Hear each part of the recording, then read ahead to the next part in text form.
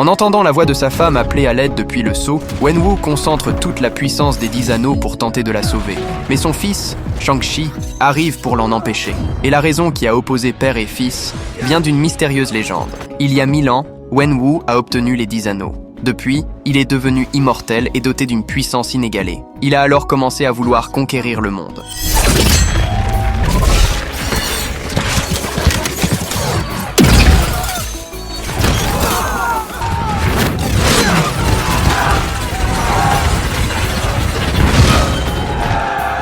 L'armée des 10 anneaux qu'il a fondée a conquis civilisation après civilisation, changeant l'histoire sans cesse. Jusqu'à 1000 ans plus tard, il découvre un ancien manuscrit mystérieux.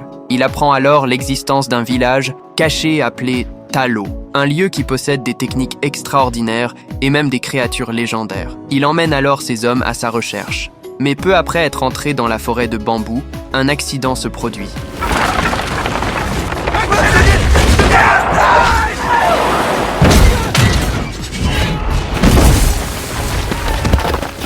Protégé par les 10 anneaux, Wenwu ne subit aucun dommage. Il continue alors à chercher l'entrée de Ta Lo et finit par rencontrer une femme qui en garde l'accès. Sans dire un mot, ils commencent à se battre. Mais contre toute attente, cette femme est capable de rivaliser avec Wenwu malgré ses artefacts.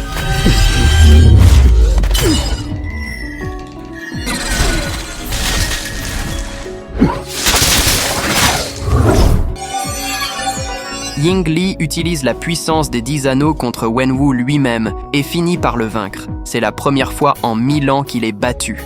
Par la suite, il revient chaque jour pour l'affronter. Et peu à peu, des sentiments naissent entre eux. Ying Li choisit de quitter Ta Lo pour vivre avec Wenwu. Et Wenwu scelle les 10 anneaux. Ils ont rapidement des enfants, mais leur bonheur prend fin brutalement un jour. Les ennemis de Wenwu viennent se venger en son absence. Et Ying Li, ayant quitté Ta Lo, a déjà perdu ses pouvoirs. Quand Wenwu rentre, il découvre le corps de sa femme. À partir de ce moment, son seul objectif devient la vengeance.